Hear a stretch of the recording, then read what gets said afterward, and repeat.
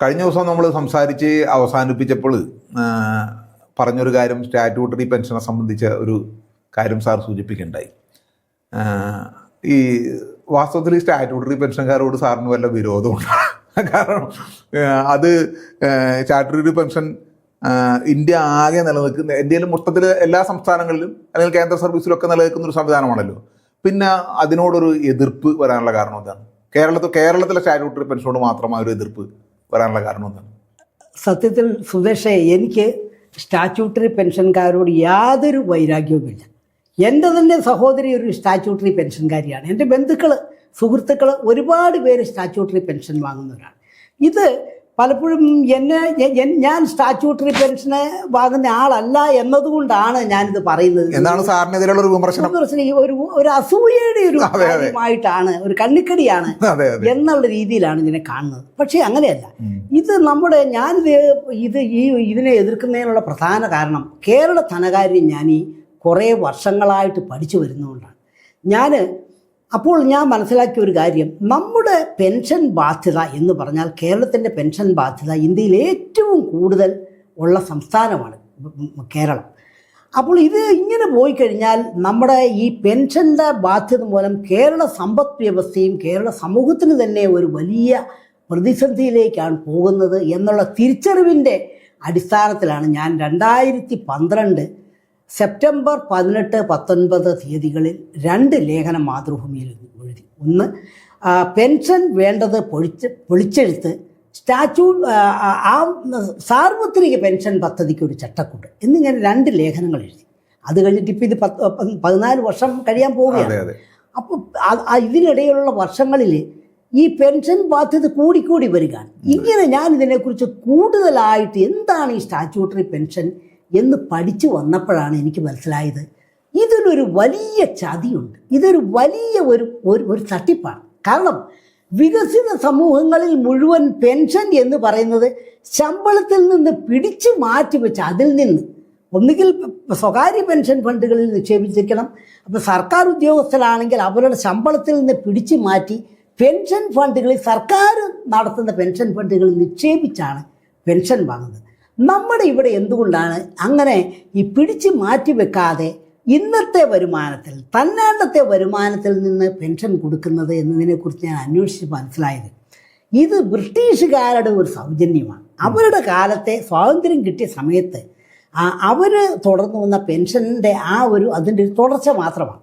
അന്ന് ഇങ്ങനെ ശമ്പളത്തിൽ നിന്ന് പിടിച്ച് മാറ്റി വെക്കാതെ വരുമാനത്തിൽ നിന്ന് എടുത്ത് പെൻഷൻ കൊടുക്കുന്നതിനൊരു യുക്തി ഉണ്ടായിരുന്നു. അതിതാണ് അന്ന് നമ്മുടെ ആയുർദൈർഘ്യം എന്ന് പറഞ്ഞു കഴിഞ്ഞാൽ 1951 സെൻസസ് പ്രകാരം വെറും 32 വയസ്സായിരുന്നു.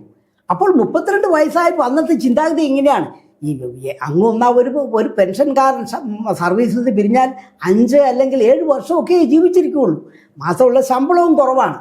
എങ്കിൽ ഇന്നത്തെ ആ ശമ്പളത്തിൽ നിന്ന് പിടിച്ചു വെക്കാതെ ഇന്നത്തെ വരുമാനത്തിൽ നിന്ന് എടുത്ത് കൊടുക്കാം എന്നുള്ളതിൻ്റെ യുക്തി അതായിരുന്നു. പക്ഷേ പിന്നീടുള്ള വർഷങ്ങളിൽ സംഭവിച്ചത് എന്താണ്? ശമ്പളം കേരളത്തിലാണെങ്കിൽ 5 വർഷം കൂടുമ്പോൾ വർദ്ധിപ്പിച്ചു വന്നു, മറ്റുള്ള സംസ്ഥാനങ്ങളിൽ 10 വർഷം കൂടുമ്പോൾ വർദ്ധിച്ചു വന്നു. ഏറ്റവും വലിയ പ്രശ്നമുണ്ടായത് ഈ നമ്മുടെ ആയുർദൈർഘ്യം വർദ്ധിച്ചതാണ്. ഇന്ന് കേരളത്തിൻ്റെ ആയുർദൈർഘ്യം എന്ന് പറഞ്ഞാൽ 76 വർഷം, അല്ല 76 വർഷമാണ്. അതായത് 51-ൽ 32 വർഷമായിരുന്നത് കേരളത്തിൻ്റെ കാര്യത്തിൽ ഇന്ന് 76 വയസ്സായിട്ട് വർദ്ധിച്ചിരിക്കുകയാണ്. അപ്പോൾ ഈ അവസാന ശമ്പളം കിട്ടി വാങ്ങിയതിൻ്റെ പകുതിയും കാലാകാലങ്ങളിലെ DAയും ഈ വർധനവുമായിട്ട് ചില ആൾക്കാരൊക്കെ വാങ്ങുന്ന പെൻഷൻ കേട്ട് കഴിഞ്ഞാൽ അത്ഭുതപ്പെട്ടു പോകും. എൻ്റെ ഗുരുദാസൻ പ്രൊഫസർ MA ഉമ്മൻ കലാകൗമുദിയിൽ അടുത്ത കാലത്ത് ഒരു ലേഖനത്തിൽ പറഞ്ഞത്, അദ്ദേഹം അവസാനം വാങ്ങിയ ശമ്പളത്തിൻ്റെ 20 ഇരട്ടിയാണ് പെൻഷനായി വാങ്ങുന്നത്. അദ്ദേഹത്തിന് 94 വയസ്സുണ്ട്. അപ്പോൾ ഈ ഒരു വലിയ പ്രതിസന്ധി കേരളത്തിൽ ഇനി വരാൻ പോവുകയാണ്. കാരണം വരും വർഷങ്ങളിൽ ആയുർദൈർഘ്യം വളരെയധികം വർദ്ധിക്കും. അപ്പോൾ നമ്മുടെ ഈ ചെറുപ്പക്കാരും സാധാരണ ആൾക്കാരെ സംബന്ധിച്ച് ഈ സർക്കാരിൻ്റെ വരുമാനം നല്ല ശതമാനവും ഈ വരുന്ന നിലവിൽ ജനസംഖ്യയുടെ 1.76% മാത്രമാണ് പെൻഷൻകാർ. അവരിലേക്ക് പോകുന്നത് ഇപ്പം നമ്മുടെ KSRTCയും യൂണിവേഴ്സിറ്റികൾ അടക്കമുള്ള മുഴുവൻ പെൻഷൻ എടുക്കുകയാണെങ്കിൽ മൊത്തം വരുമാനത്തിൻ്റെ 23-25% പോകുന്നത് ഈ വെറും ജനസംഖ്യയുടെ 1.76% വരുന്ന വിഭാഗത്തിലോട്ടാണ്. അതിൽ തന്നെ നമ്മുടെ ഈ എയ്ഡഡ് സ്ഥാപനങ്ങൾ, നമുക്കറിയാം ഈ എയ്ഡഡ് സ്ഥാപനങ്ങളിലൊക്കെ ജോലി ചെയ്യുന്നവർക്ക് ഫുൾ പെൻഷൻ കിട്ടും. കാരണം എന്താണെന്ന് പറഞ്ഞാൽ അവർ ഇപ്പോൾ TTCക്ക് പോയി ഹൈസ്കൂൾ കഴിഞ്ഞ് TTC 30 35 വർഷം വരെ അവർക്ക് സർവീസ് ഉണ്ട്. അത് കോളേജ് അധ്യാപകർക്കുണ്ട്. കാരണം 22 വയസ്സ് കഴിഞ്ഞ് MSc MA കഴിഞ്ഞാൽ ഉടൻ തന്നെ കാശ് കൊടുത്തോ സ്വാധീനം വഴിയായിട്ട് അവർ കയറുകയാണ്.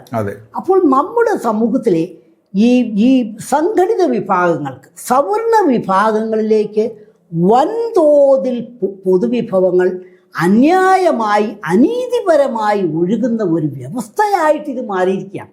അപ്പോൾ ഇത് തിരുത്താതെ നമ്മളെ സംബന്ധിച്ച് എത്രമാത്രം കടമെടുത്താലും എത്രമാത്രം നികുതി പിരിച്ചാലും കേരളത്തിൻ്റെ ധനകാര്യ പ്രതിസന്ധി പരിഹരിക്കുകയില്ല എന്നുള്ള തിരിച്ചറിവിൽ നിന്നാണ് ഞാൻ ഇത് മാറണം എന്ന് പറഞ്ഞത്. അതല്ലാണ്ട് ഈ സ്റ്റാറ്റ്യൂട്ടറി പെൻഷൻകാരോട് വിരോധമില്ല.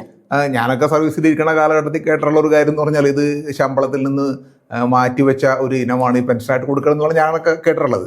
പൊതുവിലെ അങ്ങനെയാണ് യൂണിയൻകാരല്ല സർവീസ് സംഘടനാ നേതാക്കന്മാരൊക്കെ നമ്മൾ പ്രസംഗിച്ച് കേട്ടിട്ടുള്ളതാണ്. മാത്രമല്ല അത് കോടതിയും അത് ശരിവെച്ചിട്ടുണ്ട്. കോടതിയും അത് ഇത് പെൻഷൻ മാറ്റിവെച്ച ശമ്പളമാണ് എന്നുള്ള മട്ടിൽ പറഞ്ഞിട്ടുണ്ട്. അപ്പോൾ ആ ഒരു സ്ഥിതിയിൽ ഇത് സ്റ്റാറ്റ്യൂട്ടറി പെൻഷനെതിരായ ഏത് നീക്കവും വാസ്തവത്തിൽ കോടതികളിൽ നിന്നുള്ള ഒരു വലിയ എതിർപ്പിനെയും അല്ലെങ്കിൽ കോടതി അത് റദ്ദാക്കാനുള്ള സാധ്യത വളരെ കൂടുതലല്ലേ? ജുഡീഷ്യൽ മേഖലയിലിരിക്കുന്ന ആളുകൾക്കും യഥാർത്ഥത്തിൽ ഇതിന്റെ ഒരു കേസ് കേൾക്കാൻ നമ്മുടെ ജഡ്ജിമാർക്കൊന്നും അവർക്ക് അതിൻ്റെ ഒരു കോൺഫ്ലിക്റ്റ് ഓഫ് ഇൻട്രസ്റ്റ് ഉണ്ട്. കാരണം അവർ സ്റ്റാറ്റ്യൂട്ടറി പെൻഷൻകാരാണ്. അപ്പോൾ ഇവിടെ വേണ്ടത് സമൂഹം ഒന്നാകെ ഒരു കാരണമായിട്ട് ഒരു റെഫറൻഡം നടത്തി ഇക്കാര്യത്തിൽ സംവാദങ്ങൾ ഉയർത്തി നമ്മുടെ നിയമസഭ ഒരു നിയമം പാസ്സാക്കിയാണ്. കാരണം പെൻഷൻ എന്ന് പറഞ്ഞു കഴിഞ്ഞാൽ അത് സംസ്ഥാനത്തിൻ്റെ അധികാരത്തിൽപ്പെട്ടതാണ്. നമ്മുടെ യൂണിയൻ ലിസ്റ്റ്, സംസ്ഥാന ലിസ്റ്റ്, കൺകറന്റ് ലിസ്റ്റ് എന്നുള്ള 3 ലിസ്റ്റിൽ സംസ്ഥാനത്തിൻ്റെ പരിധിയിൽപ്പെട്ടതാണ് ഈ പെൻഷനുകളെ സംബന്ധിച്ച്. അപ്പോൾ യഥാർത്ഥത്തിൽ ഈ ജനങ്ങളുടെ ഇടയിൽ ഒരു റെഫറൻഡം നടത്തുന്ന വഴി ആയിട്ടൊരു അങ്ങനെ ഒരു അഭിപ്രായ സമന്വയം ഉണ്ടാക്കിയെടുത്തൊരു പുതിയ പെൻഷൻ വ്യവസ്ഥയിലേക്ക് മാറുകയാണ് ഇതിലെ പരിഹാരം. കാരണം ഇത് മാറ്റിവെച്ച ശമ്പളമാണെന്ന് സങ്കല്പിച്ചുകൊണ്ട് അങ്ങ് എടുത്തെടുത്ത് കൊടുത്തുകൊണ്ടിരിക്കുകയാണെങ്കിൽ നമ്മുടെ സാധാരണ ജനങ്ങൾക്ക് ഒരിക്കലും നീതി കിട്ടുകയില്ല. അപ്പോൾ ഇതൊരു നീതിയുടെ പ്രശ്നമാണ്. മാത്രവുമല്ല ഈ രീതിയിൽ ഈ കിട്ടുന്ന ഈ പെൻഷൻ്റെ വളരെ കുറഞ്ഞ ശതമാനം മാത്രമേ ഇത് വിപണിയിൽ ചെലവാക്കുന്നുള്ളൂ എന്നുള്ളതാണ്. അല്ല, ഈ പെൻഷൻകാരായ ബഹുഭൂരിപക്ഷത്തിനും വേറെ വരുമാന മാർഗങ്ങളുണ്ട്. അവരുടെ ഈ കമ്മ്യൂട്ടേഷന്, ലീവ് സറണ്ടർ, അതുപോലെ പ്രോവിഡൻറ്റ് ഫണ്ട് അടക്കമുള്ള എല്ലാം അവർ നിക്ഷേപിച്ചിരിക്കുകയാണ്. അതിൽ നിന്ന് അവർക്ക് വരുമാനമുണ്ട്. അപ്പോൾ വേണ്ടത് എന്താണ്? ഞാൻ ഒരു ആശയം മുന്നോട്ട് വെച്ചിട്ടുണ്ട്. അതാണ് ആവശ്യാധിഷ്ഠിത സാർവത്രികം. അതിലേക്ക് വരാം. അതിനു മുമ്പ് 2013 മുതൽ സർവീസിൽ കയറിയ ആളുകളെ സംബന്ധിച്ച് ഇപ്പോൾ ഈ സ്റ്റാറ്റ്യൂട്ടറി പെൻഷൻ ഇല്ല. അവരെ സംബന്ധിച്ച് കോൺട്രിബ്യൂട്ടറി പെൻഷനാണ് നിലനിൽക്കുന്നത്. അതിനിടയ്ക്ക് ഇപ്പോൾ പുതിയ ഒരു പദ്ധതി ഇടതുപക്ഷ ഗവൺമെൻറ് പറഞ്ഞെങ്കിലും അഷ്വേർഡ് പെൻഷൻ എന്ന് വന്നെങ്കിൽ അത് നടപ്പാവുമെന്ന് അറിയില്ല. ഇങ്ങനെയാണ് നിൽക്കുന്നത്. അപ്പോൾ അവരെ സംബന്ധിച്ച് ഈ കോൺട്രിബ്യൂട്ടറി പെൻഷൻ എന്ന് പറയുന്നത് വാസ്തവത്തിൽ അതിൽ നിന്ന് പെൻഷനായ കുറച്ച് പേരൊക്കെ ആയി തുടങ്ങിയിട്ടുണ്ട്. വളരെ കുറച്ച് പേർ, അവർക്കൊക്കെ നക്കാപ്പിച്ച പൈസയാണ് പെൻഷനായിട്ട് കിട്ടുന്നതെന്നാണ് അവർ പരാതിപ്പെടുന്നത്. അപ്പോൾ ഈ സ്റ്റാറ്റ്യൂട്ടറി പെൻഷൻ അല്ലെങ്കിൽ തന്നെ ഏതാണ്ട് മിക്കവാറും അവസാനിച്ച വട്ടല്ലേ? അല്ല രഘു, സുധേഷ്, അതിലൊരു പ്രശ്നമുണ്ട്. ഈ 2013 വരെ ഉള്ള അവർ സ്റ്റാറ്റ്യൂട്ടറി പെൻഷൻ്റെ കീഴിലാണല്ലോ.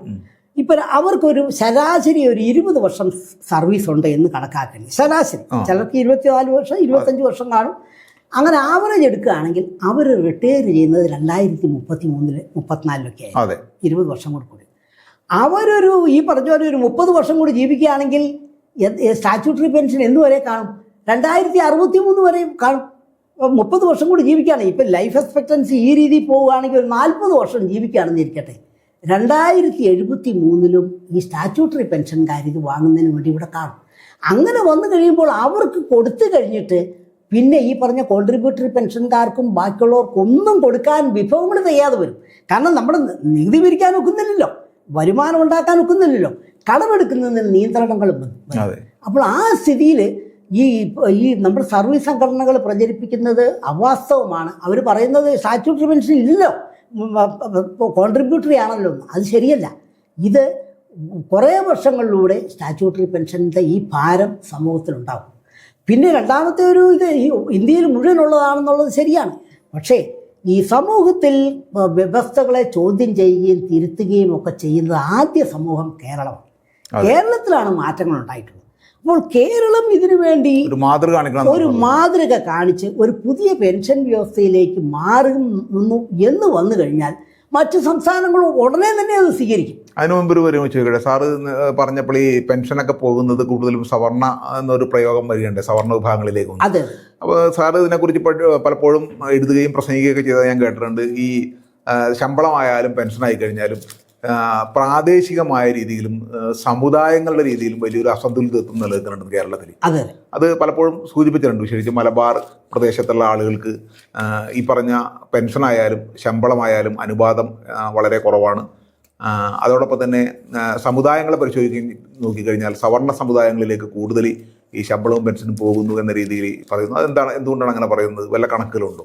അതിനെ സംബന്ധിച്ച് ഞാനൊരു പഠനം നടത്തിയിട്ടാണ് പറഞ്ഞത്. അതായത് നമ്മുടെ ഈ ശമ്പളത്തിൻ്റെ മൊത്തം ശമ്പളത്തിൻ്റെയും പെൻഷൻ്റെയും ഏകദേശം 75% ഒഴുകുന്നത് അത് നമ്മുടെ തിരുവിതാംകൂർ കൊച്ചിൻ മേഖലകളിലാണ്. ഞാൻ ഈ വിവരം എവിടെ നിന്നാണ് ശേഖരിച്ചു വെച്ചാൽ ട്രഷറികളിൽ വിവരാവകാശം വഴി കണക്കെടുത്തതാണ്. കേരളത്തിലെ മുഴുവൻ ട്രഷറികളിൽ നിന്നും 2005-06 മുതൽ 15-16 വരെയുള്ള 10 വർഷത്തെ ഡേറ്റ എടുത്തു. അതിൽ നിന്നാണ് ആ ഡേറ്റ അനലൈസ് ചെയ്തിട്ട് ഞാൻ എൻ്റെ കേരള ധനകാര്യം ജനപക്ഷത്തു നിന്നൊരു പുനർവായന എന്ന പുസ്തകത്തിൽ ആ ഡേറ്റ കൊടുത്തിട്ടുണ്ട്.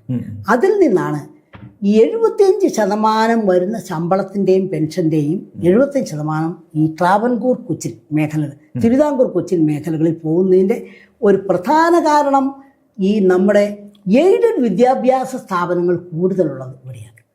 നമ്മുടെ വലിയ കോളേജുകളും സ്കൂളുകളും അടക്കം ഉള്ളത് നമ്മുടെ തിരുവിതാംകൂർ കൊച്ചിൻ മേഖലകളാണ്. നമുക്കറിയാമല്ലോ, ഇപ്പം മലബാറിൽ വളരെ ചുരുങ്ങിയ കോളേജുകൾ മാത്രമേ ഉള്ളൂ. അപ്പോൾ ഇതാണ് നമ്മുടെ ഇവിടെയുള്ള സ്കൂളുകളുടെ ഒരു എണ്ണത്തെക്കുറിച്ച് പറഞ്ഞാൽ തിരുവനന്തപുരത്ത് സെൻറ്റ് മേരി സ്കൂൾ എന്ന് പറയുന്ന ഒരു സ്കൂളുണ്ട്. അവിടുത്തെ 11,000 കുട്ടികളാണ് പഠിക്കുന്നത്. നമ്മുടെ സാധാരണ ഗവൺമെന്റ് എയ്ഡഡ് സ്കൂളുകളിലൊക്കെ നമുക്കറിയാം 600-700 കുട്ടികളുള്ള സ്ഥലത്താണ്. അതുപോലെ നമ്മുടെ ഇപ്പം കോളേജുകൾ എടുക്കുകയാണെന്നുണ്ടെങ്കിൽ സെൻറ്റ് ബെർക്ക്മാൻസ് കോളേജ് എന്നോ തേവര SH കോളേജ് എന്നോ അതല്ലെങ്കിൽ ദേവമാതാ കോളേജ് എന്നോ അതല്ലെങ്കിൽ പാലാ സെൻറ്റ് തോമസ് എന്നൊക്കെ പറയുന്നത് ഒരുപാട് കോഴ്സുകളും ഒക്കെ ഉള്ള സ്ഥാപനങ്ങളാണ്. ഇത് നമ്മുടെ NSSനും ഒക്കെ കോളേജുകളിൽ അവരുടെ ഒന്നും കോളേജുകളിലൊന്നും ഇതിൻ്റെ അടുത്ത് വരികയില്ല. അപ്പോൾ നമ്മുടെ എയ്ഡഡ് സ്ഥാപനങ്ങൾ എന്ന് പറഞ്ഞാൽ അതൊരു പ്രത്യേക ചരിത്രപരമായ ഒരു കാരണങ്ങളാലാണ് ഇവർക്കൊക്കെ ഈ സ്ഥാപനങ്ങളൊക്കെ സ്ഥാപിക്കാനുള്ള ഇത് കിട്ടിയത്. അപ്പോൾ അവരുടെ സമുദായത്തിലുള്ള ആൾക്കാർക്ക് ഈ ശമ്പളം കൊടുക്കുന്നു, 35 വർഷവും ശമ്പളം കൊടുക്കുന്നു. അത് കഴിഞ്ഞ് അടുത്ത 35 വർഷം കൂടെ ഈ പെൻഷൻ എന്ന് പറഞ്ഞ് വേറൊരു ശമ്പളമാണ് കൊടുക്കുന്നത്. കാരണം ശമ്പളത്തിൽ നിന്ന് മാറ്റി വെച്ചിട്ടല്ല കൊടുക്കുന്നത്. അപ്പോൾ നമ്മുടെ സമൂഹത്തിലെ ഇതൊരു വലിയ അനീതിയല്ലേ. കാരണം ആരാണ് ഈ സ്റ്റാറ്റ്യൂട്ടറി പെൻഷൻകാർ? ഞാനും സുദേശും അടക്കമുള്ളവരൊക്കെ സൗജന്യമായി സർക്കാരിൻ്റെ ചെലവിൽ സമൂഹത്തിൻ്റെ ചെലവിൽ പഠിച്ചിട്ടുള്ളവരാണ്. ഏകദേശം സൗജന്യമാണ് നമുക്കൊക്കെ കോളേജിലെ സ്കൂളിലെ വിദ്യാഭ്യാസം. അത് കഴിഞ്ഞിട്ടാണ് നമുക്കൊക്കെ ഈ സ്കൂളുകളിലും കോളേജുകളിലും സർക്കാരിലും ഒക്കെ ജോലി കിട്ടിയത്.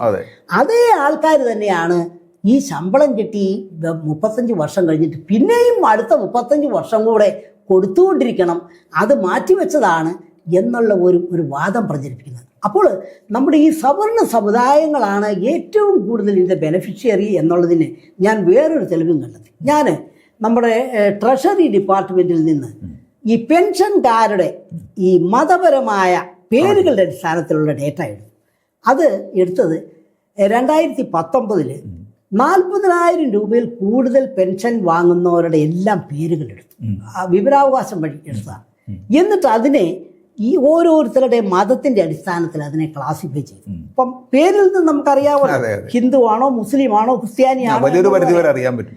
ഇപ്പൊ മുസ്ലിങ്ങളുടെ കാര്യത്തിൽ ഏകദേശം 100% ശരിയായിട്ടുണ്ട്. ബാക്കിയുള്ള കാര്യത്തിൽ ചില ഉദാഹരണമായിട്ട് ഇപ്പോൾ മോഹൻ എന്ന് കാണും, മോഹൻ തോമസ് എന്നാണെന്നുണ്ടെങ്കിൽ അവൻ ക്രിസ്ത്യാനിയാണ്. പക്ഷേ ഇങ്ങനെ മോഹൻ തോമസ് ചിലപ്പോൾ കാണാത്ത ഞാൻ അതിലെ ഈ ബുദ്ധിമുട്ട് അനുഭവിച്ചതാണ്. പക്ഷെ അത് ഞാൻ ഒരു മാനദണ്ഡത്തിന്റെ അടിസ്ഥാനത്തിൽ അതിൽ ക്ലാസിഫൈ ചെയ്ത് 1% 2% വ്യത്യാസം എത്തിയാറ് വരാൻ സാധ്യതയുണ്ട്. അപ്പോൾ അതിൽ കണ്ടത് ഇതിൽ അത്ഭുതപ്പെടുത്തുന്ന കണക്കുകളാണ് കണ്ടത്. അതായത് നമ്മുടെ ഈ 40,000 രൂപയിൽ കൂടുതൽ പെൻഷൻ വാങ്ങുന്നവരിൽ ഹിന്ദുക്കൾ 60.6%. ക്രിസ്ത്യാനി നേരെ മറിച്ച് ഹിന്ദുക്കളുടെ ജനസംഖ്യയുടെ ശതമാനം 56%. 56% ഹിന്ദുക്കളിൽ നിന്ന് ഏകദേശം 60.6% പേര് 40,000 രൂപ പെൻഷൻ വാങ്ങുന്നവരാണ്. മുസ്ലിങ്ങളുടെ പോപ്പുലേഷൻ എന്ന് പറഞ്ഞാൽ 2011 കണക്കാണ് പോപ്പുലേഷൻ്റെ. അത് 26.4% മുസ്ലിങ്ങളുടെ പോപ്പുലേഷൻ. പക്ഷേ അവർ ഈ 40,000 രൂപയിൽ കൂടുതൽ പെൻഷൻ വാങ്ങുന്നവരിൽ 8.32% പേര് മാത്രം. വളരെ കുറവാണ്. നേരെ മറിച്ച് ക്രിസ്ത്യാനികളുടെ എടുക്കുകയാണെങ്കിൽ അവർ ജനസംഖ്യയിൽ 18.4% ക്രിസ്ത്യാനികളുടെ ജനസംഖ്യ. ഇപ്പോൾ അതിനേക്കാളും വളരെ കുറഞ്ഞിരിക്കും. മുസ്ലിങ്ങളുടെ അത് മിക്കവാറും ഒരുപക്ഷെ 2% കൂടാനാണ് കാരണമാണ്. പക്ഷേ ക്രിസ്ത്യാനികളുടെ 32.64% ക്രിസ്ത്യാനികളാണ്.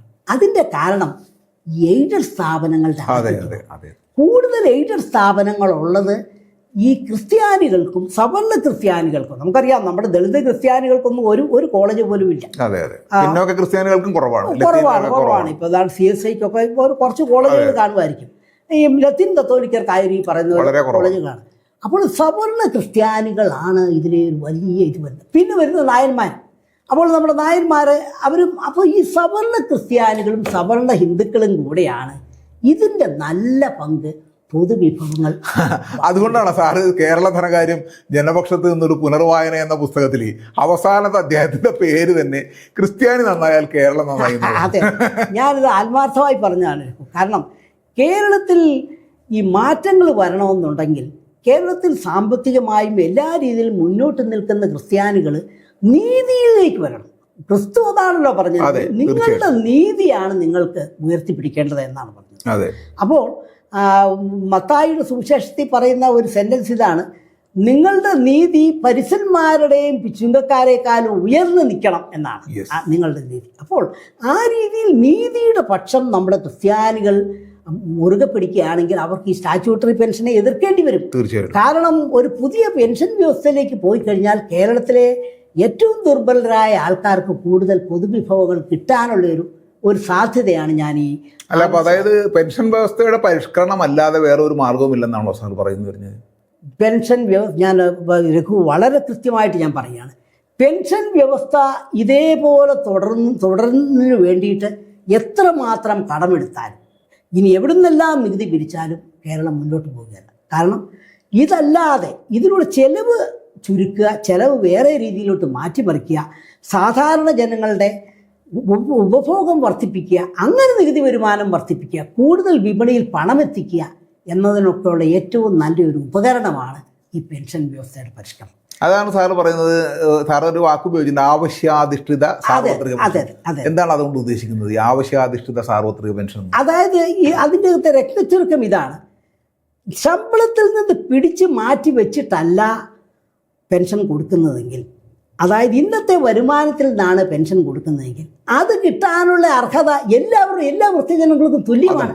കാരണം ട്രഷറിയിൽ നിന്ന് എടുത്താണ് കൊടുക്കുന്നത്.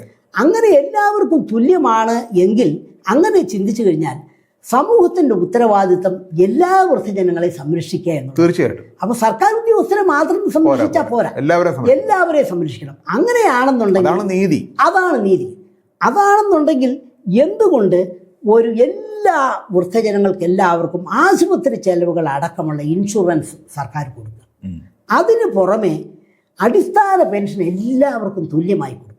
അടിസ്ഥാന പെൻഷൻ അത് ഈ മറ്റേ ഈ ഒരു കാലത്ത് ഇങ്ങനെ 1 India 1 പെൻഷൻ എന്നും പറഞ്ഞൊരു പ്രചാരണം അത് തന്നെയാണോ? അത് അവരുടെ ആശയമായിട്ട് എൻ്റെ ആശയത്തിന് വലിയ വ്യത്യാസമുണ്ട്. അവർ 10,000 രൂപ പെൻഷൻ വാങ്ങുന്നത്. ഞാനതല്ല പറയുന്നത്. ഈ പെൻഷൻ വ്യവസ്ഥയെ പൂർണ്ണമായും അഴിച്ചു പണിത് ആവശ്യാധിഷ്ഠിത പെൻഷനിലേക്ക് മാറുക. അതായത് ഇപ്പം ഞാനൊരു പെൻഷൻകാരനാണ്. എനിക്ക് ഇപ്പം ഈ പെൻഷന് പുറമെ എനിക്ക് ഒരു മാസം 30,000 രൂപ വേറെ കിട്ടാനുണ്ടെന്ന് വിചാരിച്ചു. ഞാൻ അതിനെ സംബന്ധിച്ച് ഒരു ഡിക്ലറേഷൻ ഹാജരാക്കണം. ഈ ആവശ്യാധിഷ്ഠിത സാർവത്രിക പെൻഷൻ നടപ്പിലാക്കുന്നതിൻ്റെ ഭാഗമായിട്ട് ഓരോ പെൻഷൻകാരനും ഒരു ഡിക്ലറേഷൻ സബ്മിറ്റ് ചെയ്യണം. അതിൽ സത്യവാങ്മൂലത്തിൽ ഇന്നിപ്പോൾ ഒന്നും മറച്ചു വെക്കാൻ ഒക്കുകയില്ല. കൃത്യമായിട്ട് വേറെ എന്തെല്ലാം മാർഗങ്ങളുണ്ട്. അപ്പോൾ ഇങ്ങനെ സോഴ്സുകളിൽ നിന്ന് നിങ്ങൾക്ക് വരുമാനം ഉണ്ടെങ്കിൽ നിങ്ങൾക്ക് അടിസ്ഥാന പെൻഷനോ അർഹതയുള്ളൂ. അതിൽ കൂടുതൽ നിങ്ങൾക്ക് വേണ്ട കാര്യമില്ല. കാരണം ആശുപത്രി ചെലവുകൾ മുഴുവൻ നികത്തുന്ന ഒരു ഇൻഷുറൻസ് മുന്നോട്ട് വെക്കുന്നുണ്ട്. അപ്പോൾ പക്ഷേ വേറൊരു പ്രശ്നമുണ്ട്. ഈ അടിസ്ഥാന പെൻഷൻ കൊണ്ടും ജീവിക്കാൻ കഴിയാത്ത വൃദ്ധജനങ്ങൾ വേറെയുണ്ട്. ഉദാഹരണമായിട്ട് ഞാൻ പറയാം, ഒരു പാവപ്പെട്ടവരായ ഒരു ക്യാൻസർ രോഗി, അയാളുടെ ഭാര്യ വേറൊരു രോഗമുള്ളതെന്ന് വിചാരിച്ചു. അവർക്ക് ഈ അടിസ്ഥാന പെൻഷൻ, ഒരുപക്ഷെ അടിസ്ഥാന പെൻഷൻ എന്ന് പറയുന്നത് ഒരു 10,000 രൂപയാണെന്നിരിക്കട്ടെ, അതുകൊണ്ട് ജീവിക്കാൻ കഴിയില്ല എന്നാണെന്നുണ്ടെങ്കിൽ അവർക്ക് വേണ്ടിയിട്ട് ആവശ്യാധിഷ്ഠിതമായി കൂടുതൽ പെൻഷൻ അനുവദിക്കാനുള്ള അവകാശം സമൂഹത്തിനുണ്ട്. ഓരോരുത്തരുടെയും ആവശ്യങ്ങൾ മനസ്സിലാക്കി കാരണം അതിനൊരു ക്രൈറ്റീരിയ, ഒരു കൃത്യമായ വസ്തുനിഷ്ഠമായ മാനദണ്ഡം ഉണ്ടാക്കാം. നിങ്ങൾക്ക് എത്രമാത്രം ബുദ്ധിമുട്ടുകളുണ്ട്, അതിന് മെഡിക്കൽ സർട്ടിഫിക്കറ്റ്, രോഗങ്ങളുണ്ട് എന്നതിൻ്റെ അടിസ്ഥാനത്തിൽ ആ സമൂഹത്തിന് ഒരു ഉയർന്ന പെൻഷൻ അനുവദിക്കാൻ മാർഗമുണ്ട്. ഒരുപക്ഷെ ഇപ്പോൾ സുദേശിന് ഒരുപക്ഷെ ഈ 10,000 രൂപ മാത്രമുള്ളപ്പം കിട്ടുമ്പോൾ സുദേശിലെ അടുത്തുള്ള ഏറ്റവും പാവപ്പെട്ട ഒരു ദരിദ്രനായ ഒരു കർഷക തൊഴിലാളിക്ക് ഒരുപക്ഷെ 15,000 രൂപ കിട്ടിയേക്കാം. അതാണ് നീതി. കാരണം സുദേശിന് വേറെ വരുമാന മാർഗങ്ങളുണ്ട്, അത് പെൻഷൻ പോലെ തന്നെ ഓരോ മാസവും കിട്ടിക്കൊണ്ടിരിക്കുന്നതാണ്. അപ്പോൾ ഇതാണ് ഈ ആവശ്യാധിഷ്ഠിത സാർവത്രിക പെൻഷൻ എന്ന് പറയുന്ന എൻ്റെ ആശയത്തിൻ്റെ അടിസ്ഥാനം. അപ്പോൾ ഇത് എല്ലാവരുടെയും പെൻഷൻ തുല്യമാക്കുകയല്ല, ആവശ്യത്തിൻ്റെ അടിസ്ഥാനത്തിൽ സമൂഹത്തിന് അവകാശമുണ്ട് ഓരോ വ്യക്തിക്കും കൂടുതൽ പെൻഷൻ കൊടുക്കുന്നത്. അതാണ് ഇതെങ്ങനെ പ്രായോഗികമായിട്ട് നടപ്പാക്കാൻ പറ്റുന്നത് പറയുന്നത്. ഇത് പ്രായോഗികമാണോ ഈ പറയുന്ന? ഇത് പ്രായോഗികമാണെന്ന് പറഞ്ഞാൽ തീർച്ചയായിട്ടും പ്രായോഗികമാണ്. ഇത് ജനങ്ങളുടെ ഇടയിൽ വ്യാപകമായ അവയർനെസ് ഉണ്ടാക്കണം. വലിയൊരു പ്രതിസന്ധിയിലേക്ക് പോവുകയാണ് എന്ന് നമ്മുടെ ഭരണാധികാരികൾ തന്നെ പറയണം. ഇതല്ലാതെ മാർഗമില്ല. കേരളത്തിന് ഇങ്ങനെ പോയി കഴിഞ്ഞാൽ ഒരു കാലത്തും നമ്മുടെ യുവാക്കളുടെ കുടിയേറ്റമോ നമ്മുടെ ഇപ്പോഴത്തെ പ്രശ്നങ്ങളോ പരിഹരിക്കാൻ ഒക്കുകയില്ല. എന്ന് വന്നു കഴിഞ്ഞിട്ട് വ്യാപകമായ ചർച്ച, സംവാദങ്ങൾ ഉയർത്തിക്കൊണ്ട് മാത്രമേ ഈ രീതിയിൽ മുന്നോട്ട് പോകാൻ പറ്റൂ. കാരണം നമ്മുടെ എൻ്റെ ഒരു സുഹൃത്ത്, എൻ്റെ പ്രായം തന്നെ ഉള്ളൂ, അയാൾ എന്നോട് പറഞ്ഞത് 1,10,000 രൂപ പെൻഷനുണ്ടെന്നാണ്. കോളേജ് അധ്യാപകനായിട്ട് റിട്ടയർ ചെയ്ത പുള്ളി പറഞ്ഞത്, ഇതെങ്ങനെ ചിലവാക്കുന്നതെന്ന് എനിക്കറിയത്തില്ല, കാരണം എനിക്ക് വേറെ വരുമാന മാർഗമുണ്ട്, അസുഖമാണ്, ഈ ഒരു സാധനവും തിന്നാനുള്ളത് വാങ്ങാനൊക്കില്ല, പിന്നെ ഉടുപ്പുകളോ വേറെ സാധനങ്ങളോ ഒന്നും വാങ്ങാനൊക്കുന്നില്ല, പിന്നെ ഉള്ളത് ഈ മരുന്നും കഴിക്കുക, ഇതല്ലാതെ. അപ്പോൾ എനിക്ക് ഇത്രയും പെൻഷൻ വേണ്ടെന്ന് അയാൾ പറഞ്ഞു. അല്ല, അങ്ങനെ ഒറ്റപ്പെട്ട വ്യക്തികളുണ്ടെങ്കിൽ പോലും പൊതുവിൽ ഈ പറഞ്ഞ രീതിയിൽ സ്റ്റാറ്റ്യൂട്ടറി പെൻഷനിൽ ഏതെങ്കിലും തരത്തിലൊരു കുറവ് വരുത്താനോ വേറെ രീതിയിൽ സാറി പറയുന്ന രീതിയിലുള്ള ആവശ്യാധിഷ്ഠിത പെൻഷനിലേക്കൊക്കെ നീങ്ങാനായിട്ടുള്ള നീക്കത്തിന് നേരത്തെ നമ്മൾ കഴിഞ്ഞ ദിവസം ചർച്ച ചെയ്ത പോലെ തന്നെ വലിയ എതിർപ്പ് നേരിടേണ്ടി വരും. സ്റ്റാറ്റ്യൂട്ടറി പെൻഷൻകാരിൽ നിന്ന് മാത്രമല്ല, ഞാൻ നേരത്തെ പറഞ്ഞ പോലെ തന്നെ മാധ്യമങ്ങളിൽ നിന്നും രാഷ്ട്രീയ പാർട്ടികളിൽ നിന്നും പൊതുജനങ്ങളിൽ നിന്നും വലിയ എതിർപ്പ് നേരിടേണ്ടി വരും. അപ്പോൾ ഇതിനുള്ളൊരു പരിഹാരം ഞാൻ മുമ്പേ പറഞ്ഞതുപോലെ ഒരു റെഫറൻഡം നമ്മുടെ സമൂഹത്തിൽ, അതല്ലെങ്കിൽ വലിയ രീതിയിലുള്ള സംവാദങ്ങൾ ഉണ്ടാകണം. അത് ഈ സംവാദങ്ങൾ ഉണ്ടാകുമെന്ന് പറഞ്ഞാൽ അത് പെൻഷൻ്റെ കാര്യം മാത്രമല്ല, ധനകാര്യത്തെക്കുറിച്ചുള്ള അടിസ്ഥാനപരമായ മാറ്റങ്ങൾ എന്നുള്ള രീതിയിൽ നമ്മുടെ മുഖ്യമന്ത്രിയൊക്കെ തന്നെയാണ് യഥാർത്ഥ, അദ്ദേഹമാണല്ലോ ധനകാര്യമന്ത്രി, അദ്ദേഹം ഏറ്റെടുത്ത് മുന്നോട്ട് കൊണ്ടുപോകേണ്ട ഒരു സംവാദമാണ് യഥാർത്ഥം. അതിന് പകരമായിട്ട് സംഗതികളൊക്കെ ഞങ്ങൾ കൊണ്ടുപോകാം, എല്ലാ പദ്ധതികളും നടപ്പിലാക്കും, എല്ലാം വലിയ പ്രതീക്ഷകൾ നൽകുകയാണ് യഥാർത്ഥത്തിൽ ചെയ്യുന്നത്.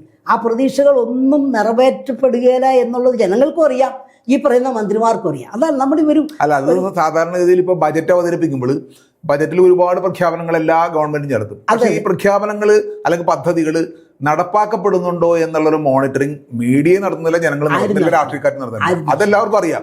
അതാണ് വേറൊരു പ്രശ്നം.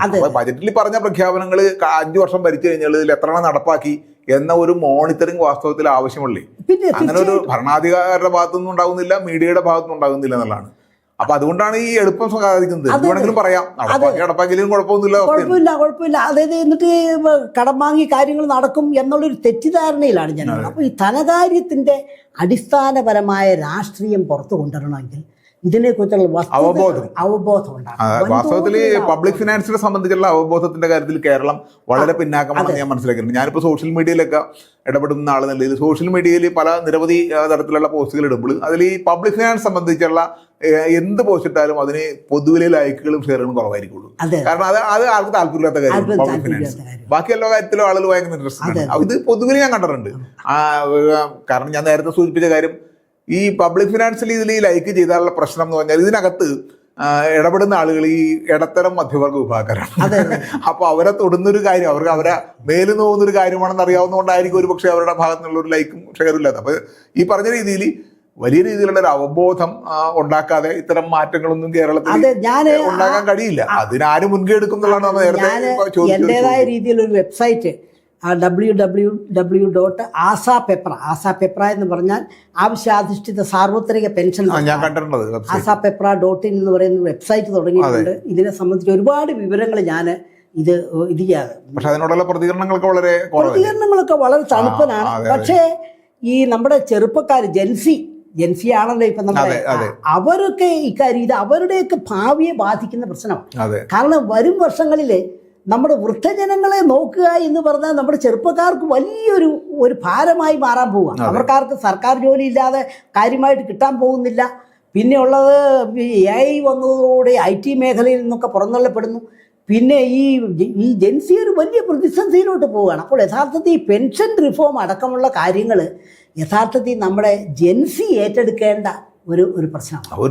ഈ കാര്യത്തിൽ ഒരു ജെൻസി വിപ്ലവം ആവശ്യമാണ്. കേരളത്തിലെ യഥാർത്ഥത്തിൽ ജെൻസിയാണ് ഇതിന് ഏറ്റെടുത്ത് ഇവിടുത്തെ നമ്മുടെ സാധാരണ വൃദ്ധജനങ്ങളെയും പെൻഷൻകാരോട്, ഈ സ്റ്റാറ്റ്യൂട്ടറി പെൻഷൻകാരോട് അവർ ചോദിക്കണം, ഇത് നീതിയാണോ, ഇത് ഞങ്ങൾക്ക് കിട്ടേണ്ട വിഭവങ്ങളല്ലേ നിങ്ങൾ ഇത് ഈ രീതിയിൽ വലിച്ചെടുത്തുകൊണ്ടിരിക്കുന്നത്, ഇങ്ങനെ പോകാനൊക്കെയല്ലെന്ന് പറഞ്ഞു തുടങ്ങിക്കഴിഞ്ഞാൽ എനിക്ക് തോന്നുന്നു ഒരു 5-10 വർഷത്തിനുള്ളിൽ കാര്യങ്ങൾ മാറ്റം വരുമെന്നാണ് എനിക്ക് തോന്നുന്നത്. കാരണം കേരളത്തിന് മുന്നോട്ട് പോകാൻ പറ്റാത്ത സ്ഥിതിയിൽ എത്തിയിരിക്കുകയാണ്. തീർച്ചയായിട്ടും അങ്ങനൊരു അവബോധവും ജൻസികളുടെ ഭാഗത്തുനിന്നുള്ള ഇടപെടലും ഉണ്ടാകട്ടെ എന്ന് നമുക്ക് പ്രതീക്ഷിക്കാം. പ്രതീക്ഷിക്കാം. നന്ദി.